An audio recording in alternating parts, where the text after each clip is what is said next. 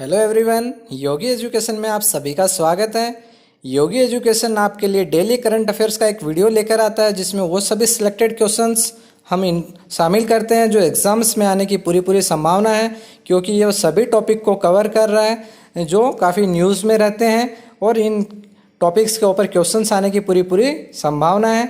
तो आप इन सभी क्वेश्चंस को एक डायरी में नोट करते चले जाएँ ताकि आप टाइम टू टाइम इन क्वेश्चंस का रिविज़न कर सकें, क्योंकि रिवीजन बहुत ज़रूरी है ताकि आप एग्ज़ाम के समय पर ऑप्शंस को लेकर कभी कंफ्यूज ना हो। तो दोस्तों, आप क्वेश्चंस को नोट करने के साथ साथ आप रिवीजन टाइम टू टाइम करते रहें। अगर आप रिवीजन नहीं करते हैं तो एग्ज़ाम में यह आपके लिए काफ़ी मुसीबत क्रिएट कर सकता है, क्योंकि आपके सारे ऑप्शंस उस समय हमें सही नज़र आते हैं। तो इसलिए आप रिविज़न ज़रूर करते रहें और आप अब इन वीडियोज़ को पूरे ध्यान से सुनें। और आप अगर वीडियो पसंद आता है तो इस वीडियो को लाइक करके अपने साथियों के साथ भी शेयर करें ताकि सभी लोगों को इससे फ़ायदा मिले। और आप हमारे इस चैनल पे अगर नए हैं तो आप इस चैनल को सब्सक्राइब ज़रूर करें, बेल आइकन को दबा दें, जिससे कि आपको करंट अफेयर्स के इम्पोर्टेंट क्वेश्चंस डेली बेसिस पे मिलते रहें। और साथ ही साथ हम हमारे चैनल पर स्टैटिक जीए और सब्जेक्ट बेस वीडियोस भी लेकर आएंगे ताकि आपको प्रिपरेशन के लिए अन्य किसी चैनल पर जाने की ज़रूरत ना हो। तो आप तुरंत हमारे इस चैनल को सब्सक्राइब करें। चलिए तो हम स्टार्ट करते हैं आज का करंट अफेयर का सेशन।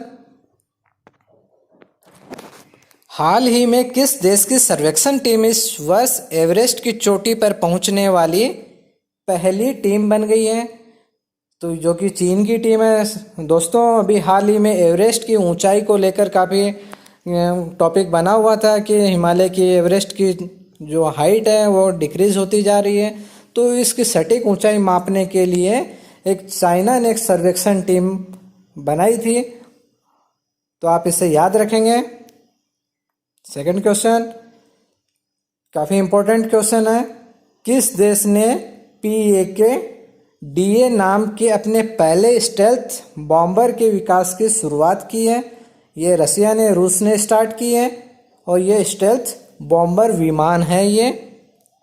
नेक्स्ट, ट्विटर ने हाल ही में किस देश के राष्ट्रपति के ट्वीट को तथ्य जांच पृष्ठ से जोड़ा है? जो कि अमेरिका के राष्ट्रपति के ट्विटर अकाउंट को किया गया है। हाल ही में अमेरिका के राष्ट्रपति ट्रंप ने ट्विटर पर 2020 के इलेक्शंस में हस्तक्षेप के मामले में आरोप लगाए गए थे, जिसके बाद ये ट्विटर ने कदम उठाया है। काफ़ी इंपॉर्टेंट क्वेश्चन है। नेक्स्ट क्वेश्चन, हाल ही में छत्तीसगढ़ के पहले मुख्यमंत्री अजीत जोगी का निधन हो गया है। यह किस विधानसभा सीट से थे? ये मरवाही विधानसभा सीट से अभी हाल में विधायक थे। तो इससे क्वेश्चन में यह भी बनता है कि ये किस विधानसभा सीट से विधायक थे, या फिर छत्तीसगढ़ के पहले मुख्यमंत्री कौन थे, या अजीत जोगी जिनका हाल ही में निधन हुआ है, ये क्या थे? ऑप्शन हो सकते हैं कि ये पहले मुख्यमंत्री थे या विधायक थे, या किसी इस तरह के क्वेश्चन बन सकते हैं। साथ साथ इससे एक इम्पोर्टेंट क्वेश्चन बनता है कि छत्तीसगढ़ के राज्यपाल हाल में कौन है? यह सुश्री अनसुईया उइके हैं। आप इसे याद रखिए। Next question, JP Morgan south Asia और साउथ ईस्ट एशिया के नए अध्यक्ष अभी हाल ही में नियुक्त किए गए हैं। तो ये लियो पुरी को नियुक्त किया गया है। इससे क्वेश्चन ये भी बन सकता है JP मॉर्गन के मुख्य कार्यकारी अधिकारी जेमी डिमन को नियुक्त। जेमी डिमन इनके मुख्य कार्य CEO हैं JP मॉर्गन के। कई बार होता है डायरेक्ट क्वेश्चन नहीं पूछे जाते हैं, इस तरह से भी पूछा जा सकता है क्योंकि ये JP मॉर्गन न्यूज़ में है। तो जरूरी नहीं है कि आपसे लियो पुरी पूछा जाए, JP मॉर्गन से रिलेटेड ये भी पूछा जा सकता है कि इसके करंट CEO कौन है। तो ये जेमी डिमन है, तो आप इसे याद रखिएगा। ये काफ़ी इंपॉर्टेंट क्वेश्चन है। CIPET का नाम बदलकर central institute of petrochemical engineering and technology रखा गया है। साथियों, ये काफ़ी कंफ्यूजिंग क्रिएट कर सकता है, आपके लिए कंफ्यूजन क्रिएट कर सकता है। इस क्वेश्चन को ध्यान रखें क्योंकि CIPET का नाम बदलकर जो नया नाम रखा गया वह central institute of petrochemical engineering and technology रखा गया है। अब जो नया नाम रखा गया है वह भी शॉर्ट में CIPET पी टी ही रखा गया है। शॉर्ट में दोनों के नाम में कोई चेंजेस नहीं हुआ है, बस इसका जो फुल फॉर्म है इसका वर्ड चेंज कर दिया गया है।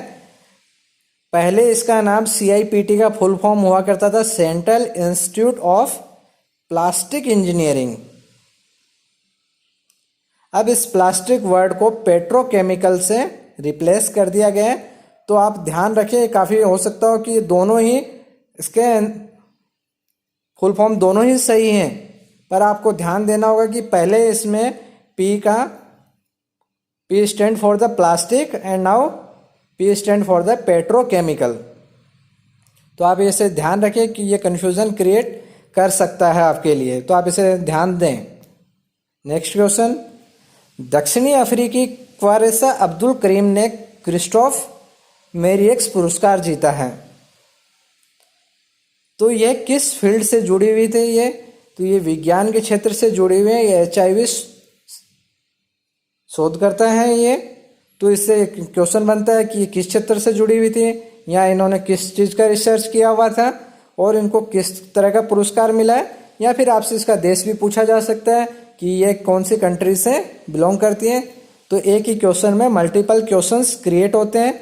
करंट अफेयर्स के सेक्शन में अक्सर यही होता है कि ज़रूरी नहीं है कि जो क्वेश्चन दिया है वैसा ही पूछा जाए, उससे जुड़ा हुआ अन्य क्वेश्चन भी पूछा जा सकता है। और जैसे ये, क्योंकि ये न्यूज़ में क्वारेसा अब्दुल करीम, तो हो सकता है इनसे ये पूछा जाए कि ये किस क्षेत्र से है, या क्या शोध किया है इन्होंने, या कौन सा पुरस्कार जीता है, या किस कंट्री से ये बिलोंग करते हैं। तो आप इस किसी भी क्वेश्चन को जब भी स्टडी करें तो मल्टीपल डायरेक्शंस में आप इसको स्टडी करेंगे।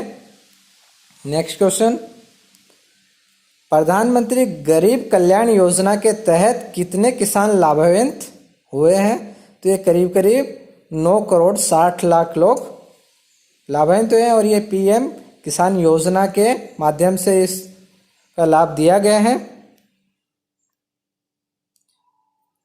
सरकार ने सालाना 7.75% ब्याज देने वाली किस स्कीम को बंद कर दिया है?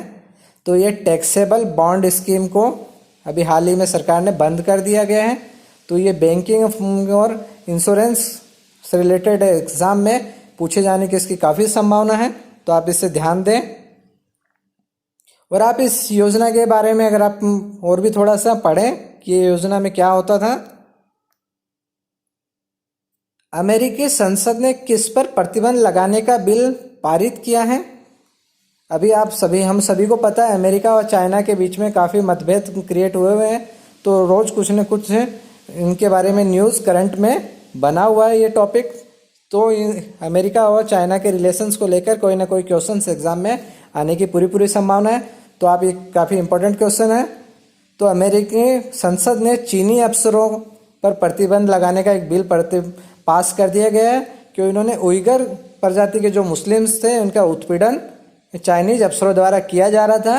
तो इसलिए अमेरिका ने इसका एक प्रतिबंध लगाने के लिए इसका बिल पास कर दिया है। चीन की संसद ने किसको अपने दायरे में लाने के लिए विशेष सुरक्षा विधेयक पारित किया है? ये भी काफ़ी न्यूज़ में है इस समय। तो इन्होंने हांगकांग को अपने दायरे में लाने के लिए विशेष सुरक्षा विधेयक पारित किया है। काफ़ी हांगकांग अपनी स्वायत्तता के लिए कंटिन्यूस चाइना के खिलाफ आंदोलन करता आया है।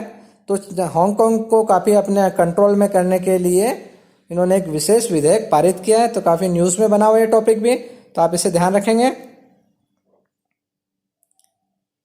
राष्ट्रीय खेल आयोजन समिति ने कोरोना महामारी के कारण किन खेलों को अनिश्चित काल के लिए स्थगित कर दिया है? तो ये 36वें राष्ट्रीय खेल को स्थगित कर दिया गया है। तो ये काफ़ी इंपॉर्टेंट क्वेश्चन बनता है, खेल जगत से रिलेटेड है, तो आप इसे ध्यान रखेंगे। रेलवे ने एडवांस आरक्षण की अवधि को 30 दिनों से बढ़ाकर कितने दिन के लिए कर दिया गया है? रेलवे ने रिजर्वेशन की अवधि को 120 दिन के लिए कर दिया गया है। 29 मई को प्रतिवर्ष किस दिवस के रूप में मनाया जाता है? तो विश्व पाचन स्वास्थ्य दिवस के रूप में से मनाया जाता है। सुकून कोविड-19 बीट द स्ट्रेस नामक एक नया कार्यक्रम शुरू किया गया है। किसके द्वारा किया गया है? काफ़ी इम्पोर्टेंट है ये। जम्मू कश्मीर के सूचना और जनसंपर्क विभाग के द्वारा यह सुकून कोविड-19 बीट द स्ट्रेस नामक एक प्रोग्राम शुरू किया गया है। तो आप ध्यान रखें, काफ़ी इम्पोर्टेंट क्वेश्चन है, इसे याद रखिएगा।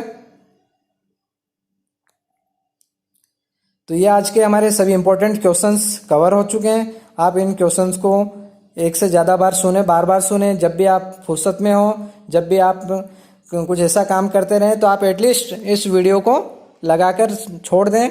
तो आप ये वर्ड्स अगर आपके जब आप सुनते रहेंगे तो आपका बार बार रिवीजन होता रहेगा। तो ये सारे आंसर्स, ये वर्ड्स आपके माइंड में सेट हो जाते हैं। तो आप इन वीडियोस को बार बार सुनते रहें। और अगर वीडियो पसंद आए तो आप इसे लाइक करें और अपने अन्य साथियों के साथ भी शेयर करें। और अगर आप हमारे इस चैनल पर नए हैं तो आप इसे सब्सक्राइब ज़रूर कर लें। Okay, thank you very much.